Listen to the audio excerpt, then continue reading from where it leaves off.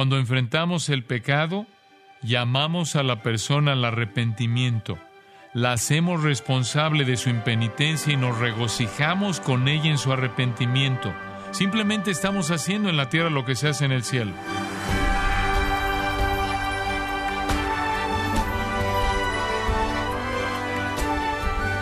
Le damos la bienvenida, gracias a vosotros, con el pastor John MacArthur. La insolencia, irreverencia y falta de amor a Dios, de parte de Caín, quedó registrada en la pregunta, ¿soy yo acaso guarda de mi hermano? Pero ¿se ha preguntado usted si no demuestra la misma falta de amor cuando no reprende a su hermano si está pecando deliberadamente? Hoy John MacArthur nos muestra que los cristianos necesitamos ser cuidadosos y disciplinados, porque así Dios quiere que seamos. Estamos en la serie La Verdad que Permanece, aquí en Gracia a Vosotros. Mateo 18, 15 al 20. El pasaje comienza así. Por tanto, si tu hermano peca contra ti, ve y repréndele estando tú y él solos. Si te oyere, has ganado a tu hermano. Mas si no te oyere, toma aún contigo a uno o dos, para que en boca de 2 o 3 testigos conste toda palabra. Si no los oyere a ellos, dilo a la iglesia. Y si no oyere a la iglesia, tenle por gentil y publicano. De cierto os digo que todo lo que atéis en la tierra será atado en el cielo, y todo lo que desatéis en la tierra será desatado en el cielo. Otra vez os digo que si 2 de vosotros se pusieren de acuerdo en la tierra acerca de cualquiera cosa que pidieren, les será hecho por mi Padre que está en los cielos. Porque donde están 2 o 3 congregados en mi nombre, allí estoy yo en medio de ellos. La única parte de ese pasaje bíblico que alguna vez oí citar es, donde están 2 o 3 congregados en mi nombre, allí estoy yo en medio de ellos. Eso se convirtió casi en un axioma popular para recordarle a la gente que aunque solo 2 personas asistieran a orar, Dios también estaría allí. Esa era la exégesis universal de ese versículo. Ya que no conocía ninguna iglesia que siguiera ese patrón, me consumía pensando. Leí mucho sobre el tema y encontré algunos comentaristas y teólogos que explicaban el texto, pero no encontré a nadie que lo aplicara. Así, debido a mi ingenuidad de aquella época, les pregunté a algunos pastores si alguna vez aplicaban o ponían en práctica el pasaje o si conocían a alguien que lo hiciera, a lo cual recibí un no universal. Nadie lo hacía. Nadie conocía a alguien que lo hiciera. Yo dije, este es el interés prioritario de nuestro Señor para con la iglesia, la necesidad de abordar el pecado entre los propios miembros. Es la primera palabra del Señor de la iglesia hacia la iglesia y no aparece al final de la lista, sino al principio. Eso le da máxima prioridad. ¿Cómo es posible que alguien lo lea, lo comprenda, pero no lo ponga en práctica? Cuenta la historia de un hombre llamado Ananías y su esposa Zafira. Ellos pertenecían a la iglesia primitiva y habían vendido una propiedad y Ananías, con pleno conocimiento de su esposa, se quedó con parte del precio para sí. Él no tenía que vender la propiedad, tenía la libertad de decidir sobre la venta de la propiedad y así hizo en los versículos 1 y 2. No existe mandato alguno de Dios de vender la propiedad, ni existe mandato alguno de Dios de entregar a la iglesia todo lo que se recibe por la propiedad. Pero el versículo 2 dice, trayendo solo una parte, la puso a los pies de los apóstoles. Y dijo Pedro, Ananías, ¿por qué llenó Satanás tu corazón para que mintieses al Espíritu Santo y sustrajeses del precio de la heredad? Reteniéndola, ¿no se te quedaba a ti? ¿Y vendida no estaba en tu poder? ¿Por qué pusiste esto en tu corazón? No has mentido a los hombres, sino a Dios. ¿Cuál era la mentira? Evidentemente, Ananías debe haber dicho algo así. Voy a llevarlo todo y ponerlo a los pies de los apóstoles para la obra del Evangelio en los comienzos de la iglesia. ¿No tenía que entregar todo lo que recibió por la venta? ¿Tampoco tenía que mentir? No les mintió a los hombres, sino a Dios. En el versículo 5 dice, al oír Ananías estas palabras, cayó y expiró. ¡Vaya! Cayó muerto delante de toda la iglesia. ¿Quién lo mató? Dios lo mató, versículo 5, y vino un gran temor sobre todos los que lo oyeron. Por supuesto que esta es una manera estupenda de alejar a las personas de la iglesia. No vayan ahí, las personas mueren. El versículo 6 dice, y levantándose los jóvenes, lo envolvieron y sacándolo, lo sepultaron. Versículo 7, pasado un lapso como de 3 horas, sucedió que entró su mujer, no sabiendo lo que había acontecido. Pedro le respondió, y ahora nos enteramos de lo que hicieron en el versículo 8. Dime, ¿vendisteis en tanto la heredad? Y ella dijo, sí, en tanto. Entonces Pedro le dijo a ella en el versículo 9, ¿por qué convinisteis en tentar al Espíritu del Señor?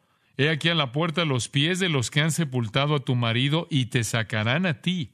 Al instante ella cayó a los pies de él y expiró. Y cuando entraron los jóvenes, la hallaron muerta, y la sacaron y la sepultaron junto a su marido.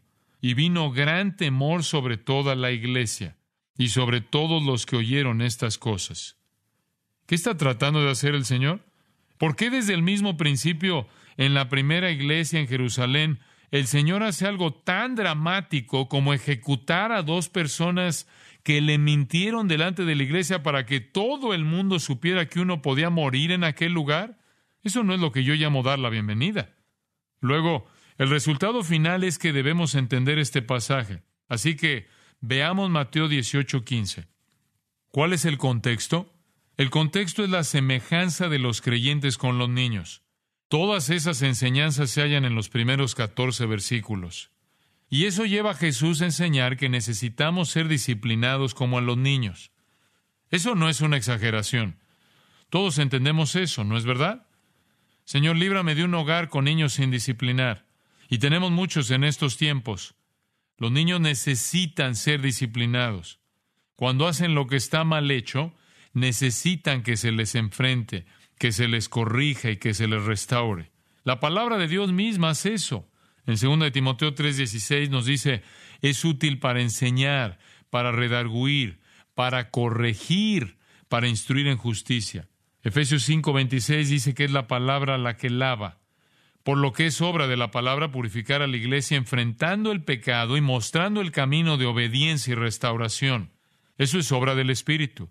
Es el Espíritu de santidad que desea que su iglesia sea santa. Es por eso que realiza su obra de santificación en nosotros. Eso es obra de la palabra y obra del Espíritu de Dios. Por lo que entonces también tiene que ser nuestra obra. En 2 Corintios 11:2, Pablo dice, para presentaros como una virgen pura a Cristo. No es una sorpresa que nuestro Señor empieza diciendo, mi preocupación por la iglesia es la santidad, justicia, pureza y obediencia de mi pueblo.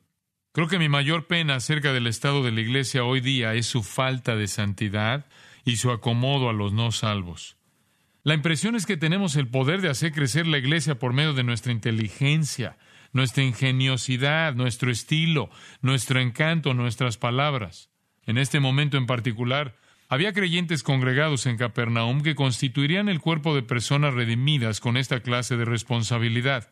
Poco tiempo después, nació la iglesia y esta enseñanza se convierte en el mandato para la vida de la iglesia. No hay tribunal que sea superior. Digo esto porque a lo largo de la historia se han desarrollado toda clase de autoridades. El Nuevo Testamento no reconoce nada de eso. Lo único que enseña es una iglesia local, una asamblea de creyentes que han sido ekaleo, llamados con un llamamiento de salvación redentor y eficaz. Constituyen un cuerpo de personas que son responsables de buscar su propia santidad. Puede haber momentos en que un grupo de ministros tiene que instalarse en una iglesia y tratar de resolverlo porque esa iglesia se ha profanado a sí misma o ha caído en errores. Pero la iglesia a nivel local sigue siendo el tribunal superior. Ahora bien, este es el plan según Jesús. Mateo 18:15 dice, si tu hermano peca contra ti, ve y repréndele estando tú y él solos.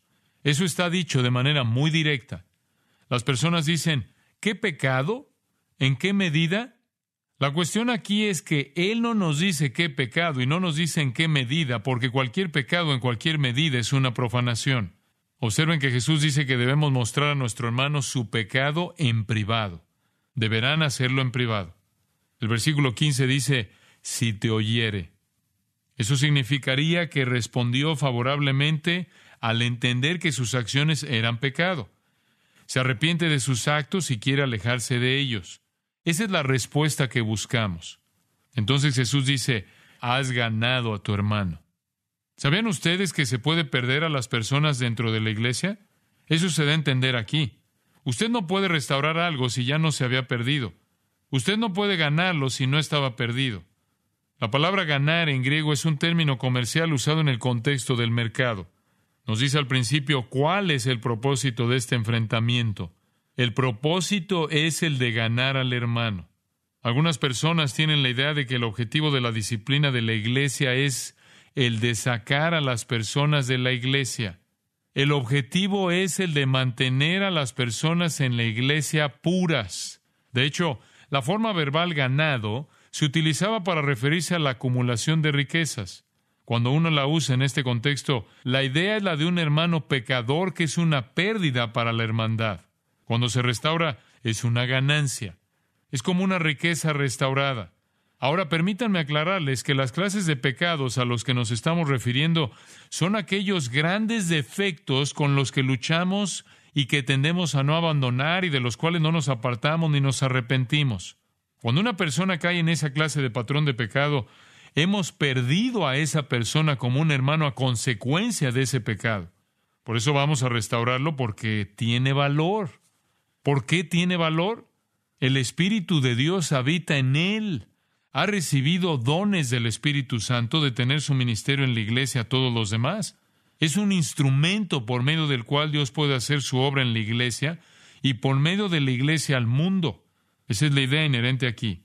Este pecador es tan valioso que uno trata de restaurarlo. Si no regresa, traten de restaurarlo entre 2 o 3 personas. Y si aún así no regresa, díganle a toda la iglesia que salga a buscarlo porque es así de valioso. Aquí lo que se trata es de restaurar la riqueza espiritual. Hace muchos años, G. Campbell Morgan escribió lo siguiente, y cito: «La gran tragedia de una persona perdida es la que caracteriza toda esta enseñanza. El propósito que ha de estar en nuestros corazones cuando estamos frente a un hermano que peca es el de ganarlo. La palabra ganar no indica simplemente la repercusión sobre la persona perdida, sino también el valor que crea para quienes tratan de salvarla. Pronto, cuando hayamos terminado con las sombras y las tinieblas de este breve tiempo, comprenderemos a la luz de los siglos eternos que si hemos ganado una persona, seremos más ricos que si hubiésemos acumulado toda la riqueza del mundo». Fin de la cita. Qué pensamiento tan bendito este. Ganar a una persona, apoderarse de ella para la iglesia, para la comunión de los amigos, para la empresa del Evangelio, para el programa de los cielos. Si no se está dispuesto a enfrentar el pecado de otra persona, es que lo consideramos sin valor alguno. Cristo sí considera que tiene valor. Él pagó el precio más alto por ello, ¿no es así? Él nos da la responsabilidad de ir, como todo padre, en busca de nuestros hijos descarriados.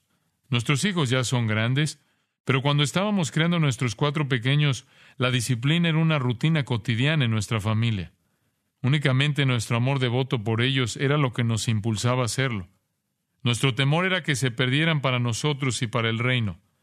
Les aplicábamos cualquier medida que fuera necesaria para hacerles sentir el dolor de su propia condición de pecadores. Cada vez que caían en pecado, los disciplinábamos con miras a la restauración porque nos resultaban inestimables. Nos sentimos así con respecto a nuestros hijos, y nuestro Señor nos está diciendo que es así como nos debemos sentir con respecto a los hijos de Dios. Veamos lo que dice Gálatas 6:1.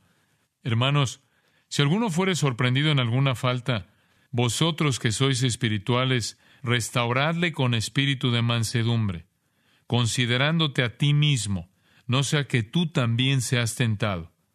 Todos nosotros entendemos lo que es ser tentado y pecar. Esto no nos resulta difícil de captar, porque entendemos la fragilidad humana, porque entendemos el poder de la tentación y porque entendemos la carne residente. Vamos tras esas personas con el deseo de restaurarlas porque tienen valor.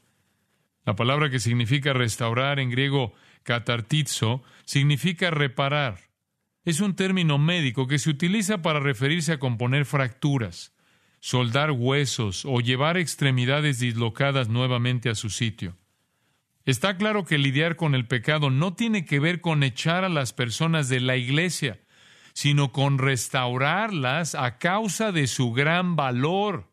y debe hacerse con espíritu de mansedumbre, nunca de forma áspera. Siempre deberá estar bañado de compasión, ternura, comprensión, paciencia y misericordia. Así comprendemos las ramificaciones de hallarse caído. Esa es nuestra experiencia universal. Dios es en realidad el modelo para esto, lo cual Él estableció en los versículos que anteceden a Mateo 18. En el versículo 12 Jesús dice, ¿qué os parece? Si un hombre tiene 100 ovejas y se descarrió una de ellas, ¿no deja las 99 y va por los montes a buscar la que se había descarriado? Y si acontece que la encuentra, de cierto os digo que se regocija más por aquella que por las 99 que no se descarriaron. Así, no es la voluntad de vuestro Padre que está en los cielos que se pierda uno de estos pequeños.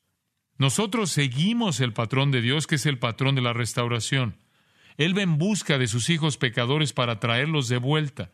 Él nos usa en la iglesia como instrumentos para hacer eso. Es por eso que esta enseñanza es tan importante. Esta es la obra de Dios. El siguiente principio en el versículo 16 es vital, porque la búsqueda de un hermano pecador debe ser un proceso incesante, dado el valor de esa persona. Mas si no te oyere, toma aún contigo a 1 o 2, para que en boca de 2 o 3 testigos conste toda palabra. Esto nos lleva al libro de Deuteronomio del Antiguo Testamento, en el que Dios establece el patrón de que las acusaciones debían ser probadas y avaladas por 2 o 3 testigos. Esto lo vemos ahí en Deuteronomio 17, 6 y 19, 15. La comprobación de cualquier hecho requería de 2 o 3 testigos que lo confirmaran.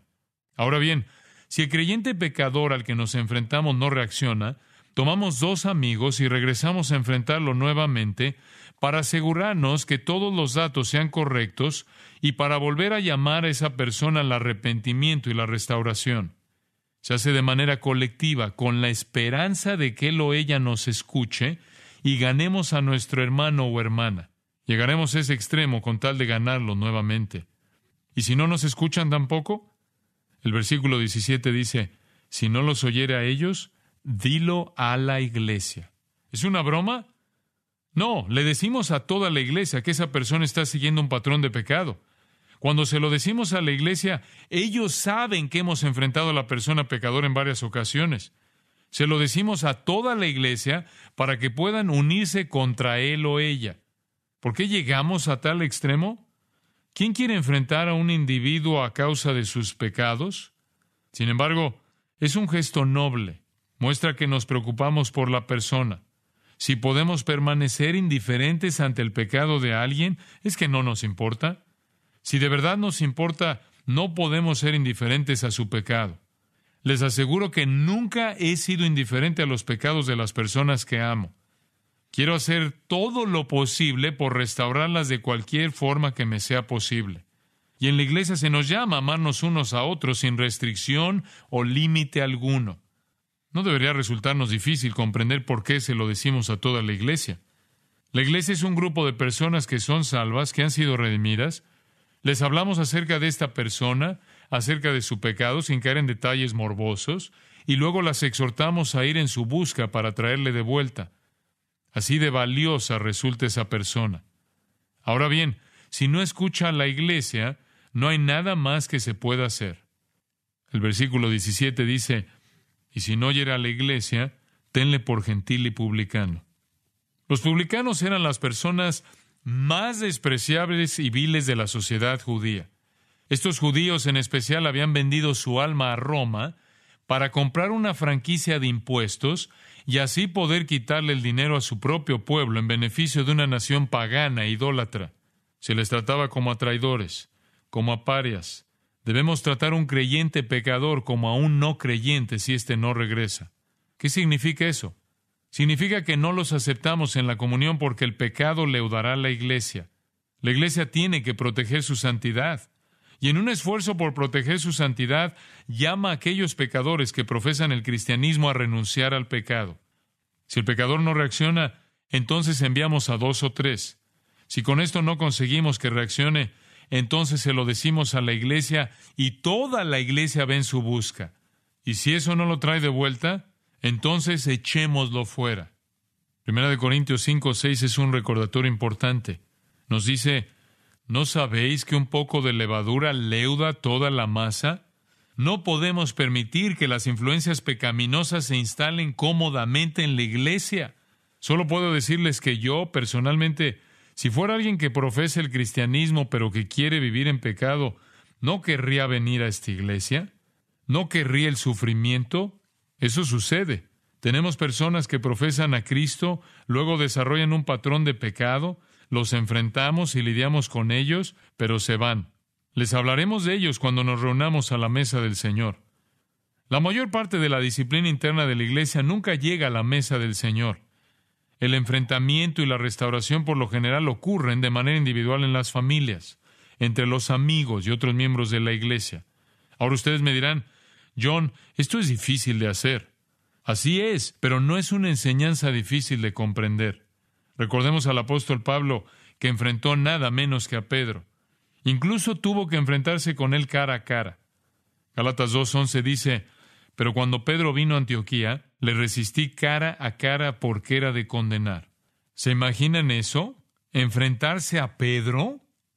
Pablo era muy fuerte por derecho propio, pero estoy seguro de que no lo era más que Pedro. No me imagino a Pedro como alguien fácil de convencer de su propio pecado. Ustedes dirán, esto podría haber sido el final de una relación. Lamento decir que yo he pasado por esa experiencia muchas veces. He enfrentado esperanzado, con amor y gentileza, a importantes ministros y pastores a causa de algún error serio. El resultado de tal enfrentamiento fue el fin de cualquier relación permanente. Tal vez sea ese el precio que tengamos que pagar. Podríamos preguntarnos si merecía la pena que Pablo enfrentara a Pedro, si no hubiera sido mejor para ellos mantener una relación de cooperación. Pero Pablo hizo lo correcto por el bien del honor del Señor y de la iglesia, o sea que enfrentó a Pedro cara a cara porque era condenable. ¿Terminó esto con la relación? He aquí lo que dijo Pedro en 2 de Pedro 3, 14 y 15. Por lo cual, oh amados, estando en espera de estas cosas, procurad con diligencia ser hallados por Él sin mancha, irreprensibles, en paz. Y tened entendido que la paciencia de nuestro Señor es para salvación, como también nuestro amado hermano Pablo os ha escrito. Pablo era el hermano amado de Pedro porque lo único que tuvo presente Pablo al enfrentarse a Pedro fue la restauración. Si esto parece difícil, permítanme brindarles algunas alentadoras verdades bíblicas. Mateo 18:18 dice, de cierto os digo que todo lo que atéis en la tierra será atado en el cielo, y todo lo que desatéis en la tierra será desatado en el cielo. Esta declaración en particular aparece muchísimas veces en el Nuevo Testamento, por ejemplo, en Mateo 16:19 o Juan 20:23. Esta es una idea sencilla que bien pudo haber sido una afirmación axiomática usada por los rabinos. Significa simplemente que cuando atamos algo en la tierra, es atado en el cielo o ya fue atado en el cielo. Y cuando desatamos algo en la tierra, ya fue desatado en el cielo. Atar y desatar, decían los rabinos, tenía que ver con el pecado. Si alguien se arrepentía, su pecado era desatado.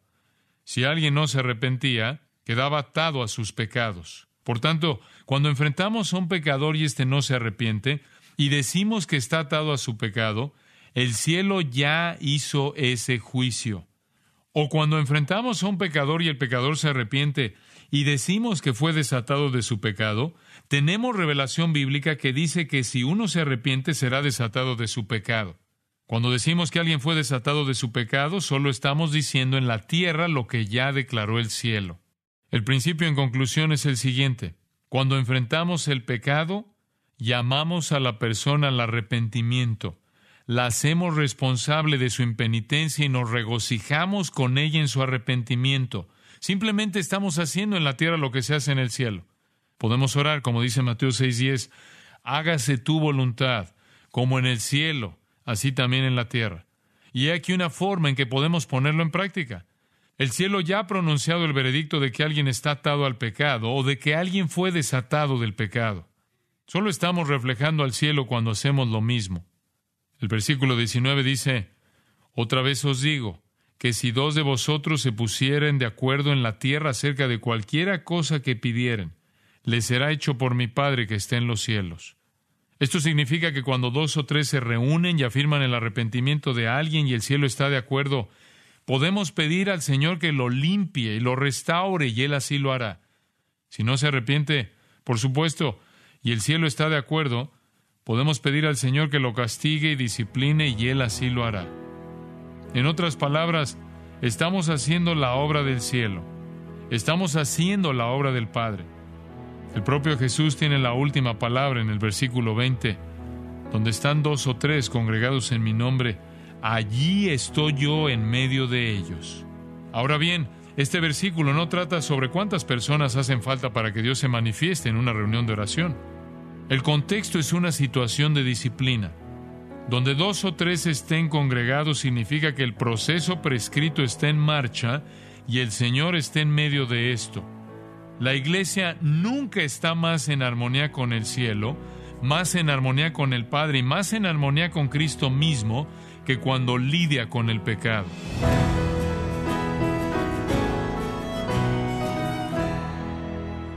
John MacArthur nos enseñó que debemos estar dispuestos a confrontar el pecado sin fallar, ver el valor que cada cristiano tiene para Cristo. Así concluimos con la serie La verdad que permanece, aquí en Gracia a Vosotros.